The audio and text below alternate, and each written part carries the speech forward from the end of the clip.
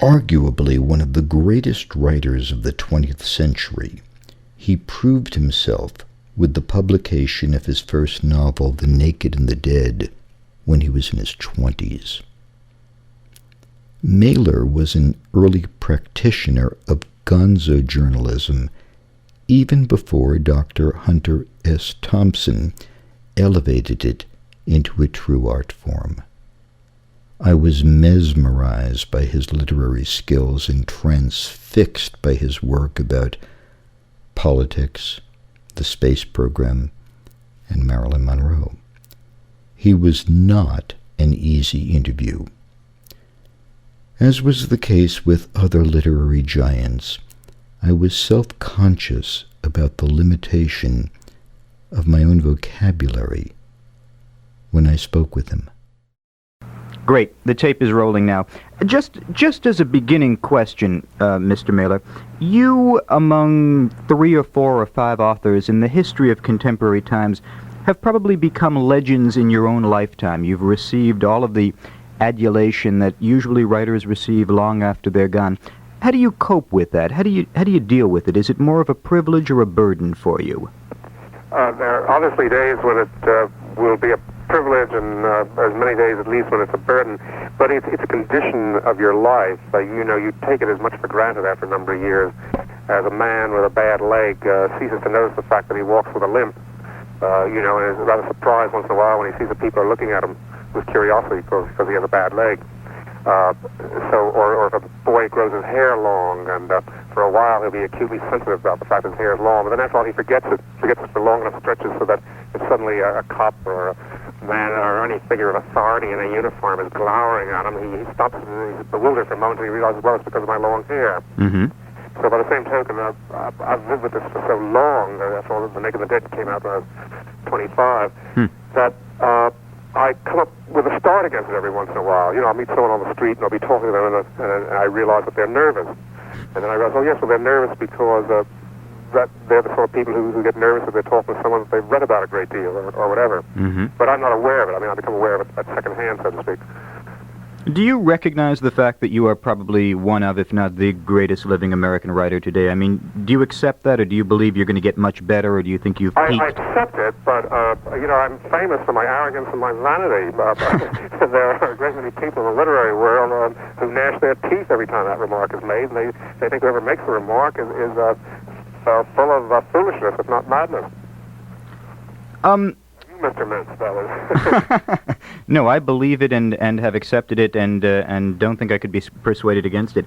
I've just finished reading Fire on the Moon, and you've probably discussed that many times. But one question that ran through my head as I was reading the book: you have for many years been long associated with social causes and social phenomena, and have had a tremendous compassion and feeling for people who are down and out and people in America who are poor or black or what have you. While you were going through the entire experience of the Apollo flight, was there always that dichotomy going through your head as to whether or not these hundreds of millions of dollars might have been better spent here on Earth?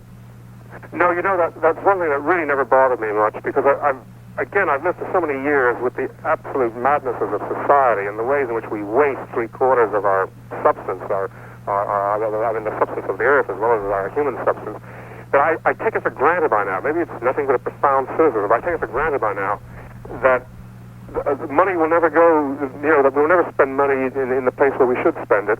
And it seems to me to make perfect sense in a way that huge sums would be sent off up into space. I'd rather have that money sent into space than exploding on a battlefield.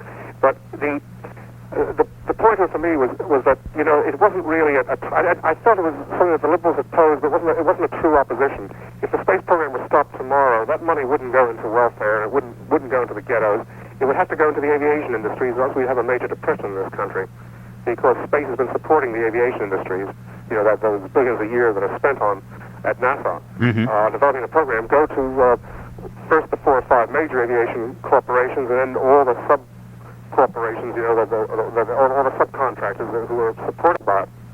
So, as I say, it just would have gone over into building meaningless, ridiculous air transport or something, or having a large depression. What I did like about space, and what did intrigue me about it, was that there was so much good work done. And I've always had a huge respect for good work, particularly when good work is done in collective ventures. I always find it a small miracle when you have hundreds of thousands of people cooperating in a venture and have that venture turn out well and be well engineered and well machined and have the workmanship stay at a very high level. That's not easy. And I think part of the crisis of modern civilization is, of course, that workmanship is disappearing and deteriorating everywhere. So, I mean, that, in a way, if you will, was a substitute for feeling compassion for the material. There was a certain fundamental respect I felt for the material.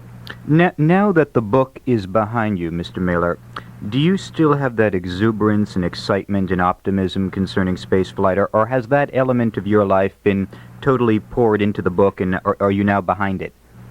I'm sorry, I know you can hear me well, but I'm having to strain to listen. Sure, I'm sorry. Let me. Is that a little better? Yeah. Now that Of a Fire on the Moon is behind you, do you still retain the amount of exuberance and optimism for the space program, or has that part of your life kind of been poured into the book, and are you away from it now? I'm away from it now. I find when I do a book that I have to, there's something slightly unnatural about writing a book about a subject, which is that you take everything in yourself which is interested in the subject and you focus on it, and you devote yourself to it, and you're drenched in it for a period, and as a result, when it's over, unless something has happened in the course of writing that book that has connected you to that subject for life, you tend to think less about it afterward. It's a part of your life and it's now out of your life. It's a little bit it's analogous to the sort of thing we go through if we if we started with a new woman and we concentrate on her, we think about everything in her that is interesting to us, we tend to magnify so long as we are in that affair, in that relation. When that relation's over very often, those are the sort of relations that when they're over, they really tend to disappear quickly in memory, because they weren't altogether genuine. That's a fascinating analogy. Let's talk about women for a while. All right. Prisoner of Sex has just come out in its pocketbook form, and I just finished reading the book, even though I read it also when it was in the magazine. After reading it, I don't necessarily believe that Women's Lib has the gripe with you that they should. In reading the book, it occurs to me that you do not come off like a chauvinist. Where do you think everything got mixed up, Norman?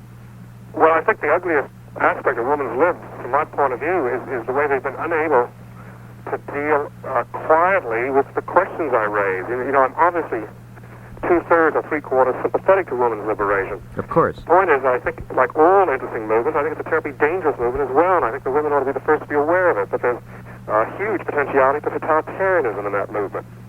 Because, so long as they're trying to find solutions to life which will go completely across the board, in other words, solutions which are going to work for everyone in every place, there's always a potentiality for totalitarian movement. The whole notion of totalitarianism is that you offer a solution which will work everywhere. I mean, that's the core of totalitarianism.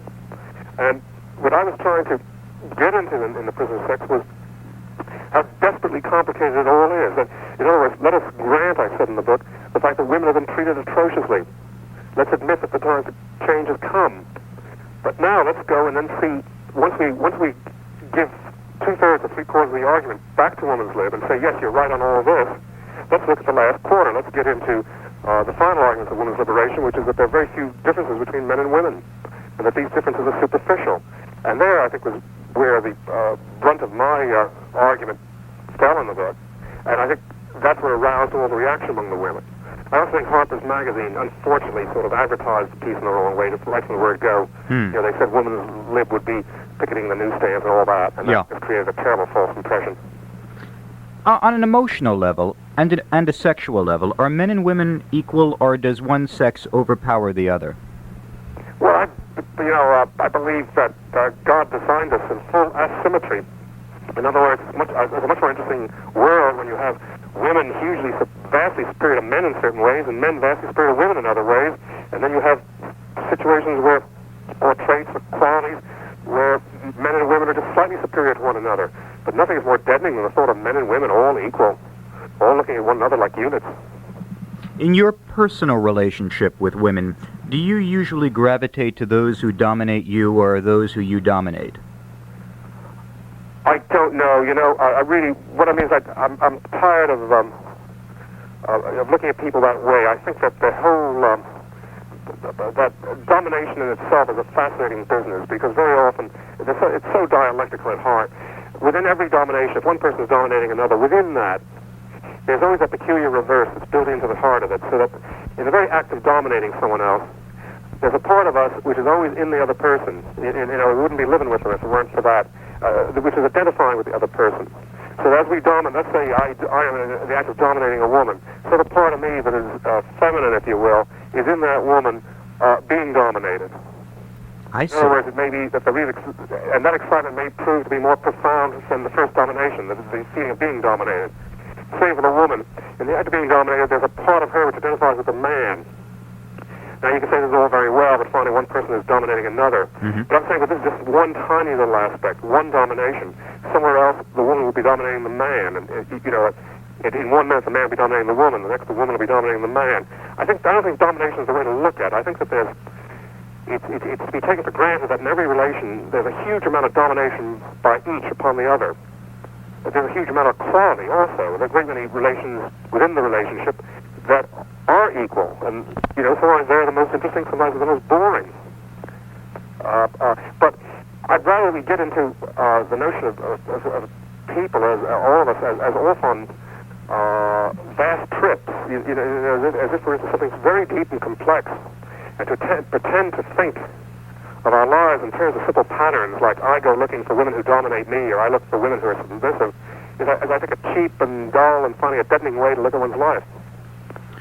When you go out in the world, in your social interactions with women as well as with men, I take it then by your previous comments that you don't seem to go out seeking certain qualities or dimensions, that you just experience human beings on multi-levels. Is that an accurate evaluation?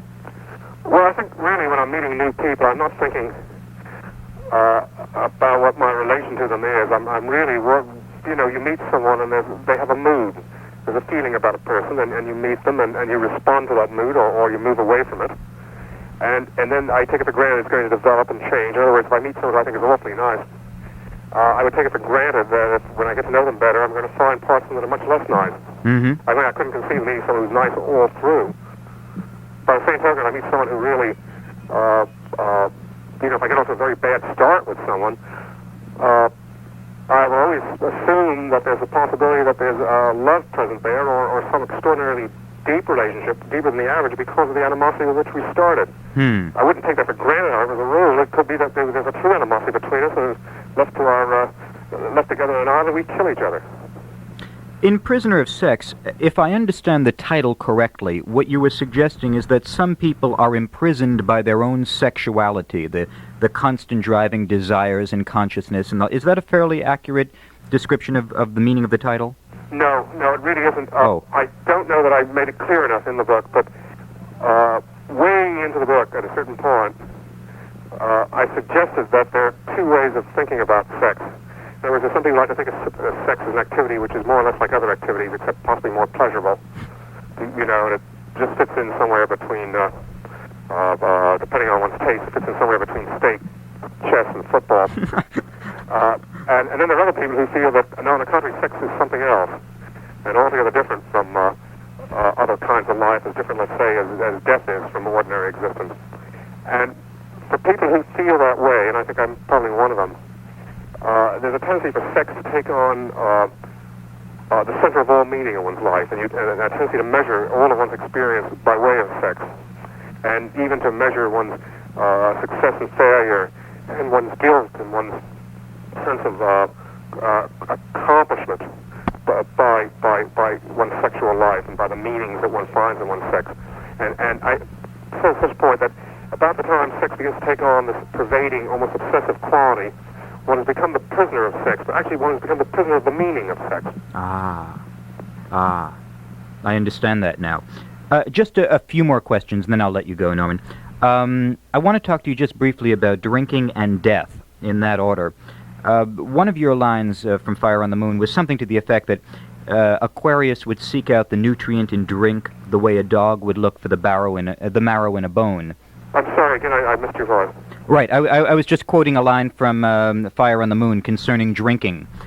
Your relationship with drink, do you tend to over-romanticize it for literary reasons, or do you have that very high, almost spiritual level of experience when you're together with alcohol?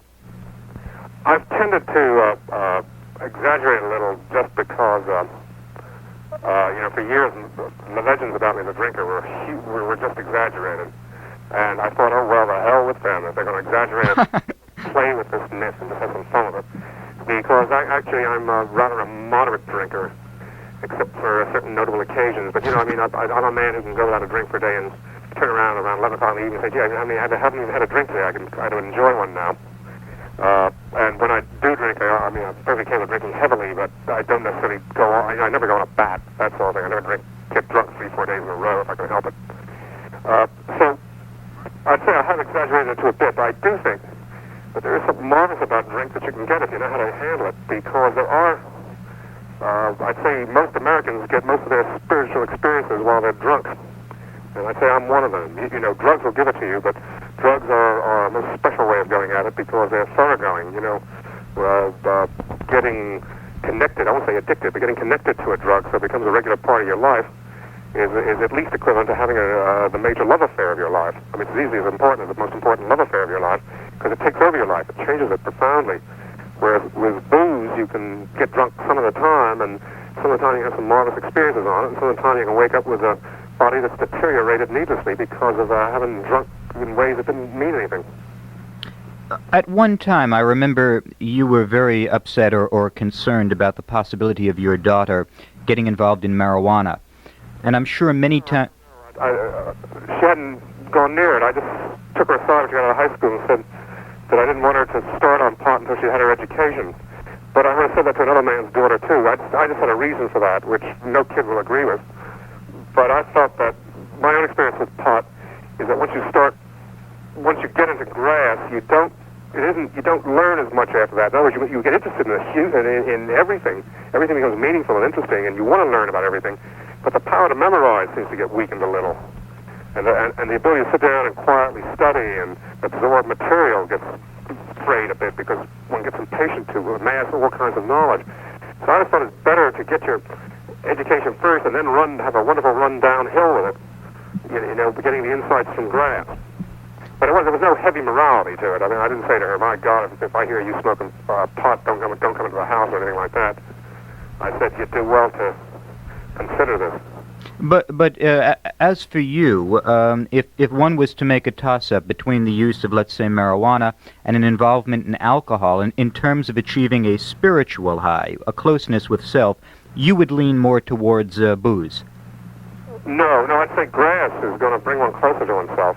I mean, that's why I've always thought that marijuana is, to a degree, psychedelic. But it's just that, in a way, the thing that's good about booze is the price for booze is self-evident. A kid goes out and he gets drunk, and the next day he knows what a hangover is. He knows very well what a hangover is, and he's with it. But you can smoke grass for months and not particularly notice anything happening. And you can begin to feel you're getting it for nothing. And it's just marvelous, and it's just there to be used, and it isn't going to cost anything. And I think it does cost something. I'm not going to say to someone, don't go out and smoke grass because it costs something. Everything costs something. I just think that, that the path to wisdom may be to recognize that every appetite and every vice has its price. And if you want to pay that price, then great, then enjoy the vice. That's a very, very valid point. Norman, have you taken LSD very much? Never, no. Have you been involved with hallucinogenic drugs at all outside of marijuana? I had peyote and mescaline years ago, and I've had experiences on them, and I felt, perhaps I don't have the right to feel this way, but I felt that some of the experiences I had on marijuana were sufficiently psychedelic so that I had at least a strong clue to what the experience would be like on LSD. And I haven't taken it because the feeling I have is it's too dangerous. One could lose a beautiful book by taking a fantastic trip. If you could just take a minute or two out, I think all of us here would be just fascinated for you to describe one of your visions or hallucinations on any one of those three that you mentioned. Would that... No, that's one question that I won't answer because I think that sort of material isn't proper for an interview. It's something you should save for a book. I appreciate you... To hear a new question, although I think you came close on a few occasions on it. I appreciate that. This has been an absolute delight for me. I've admired you for so many years, and this has just been a ball. Well, thank you. Thank you. Thank you now.